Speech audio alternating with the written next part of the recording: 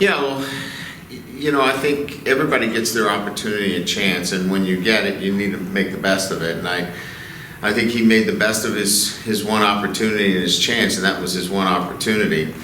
Option football requires a discipline. It requires a knowledge and awareness, and those instincts obviously serve you well at that position, the middle linebacker position. And so I think it was a glimpse of things that were to come. He obviously was set back with an injury in the spring, but he fought through that and put himself in a position where that game was not just a cameo for him. It was something that was going to be more of what we've come to see this year, and that is really solid play at the middle linebacker. Really active, really good tackler. Somebody that for us got our attention immediately, and I think that's when you're playing a team like Navy and you're trying to make sure that you stay up with them in terms of scoring points.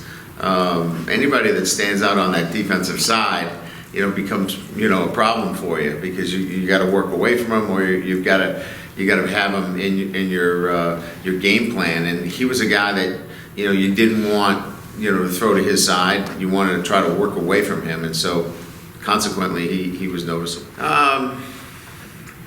I think just the respect part of it in terms of who we're going against.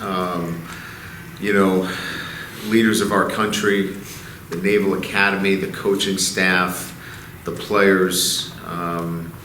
That to me is what's great about this game.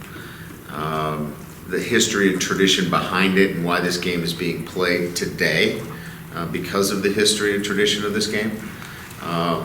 Those are the things that stand out for me. No, I think we're clearly prepared and identified who they are as an offense. They actually do a couple of different things that they did do last year that are not triple option. They run a counter play that they didn't run last year that's not triple option. So they're back to their roots, but they can still do some things like toss sweep, get the ball outside, that are not part of their triple. But you have to stop the basic tenets of their offense, and that is triple option.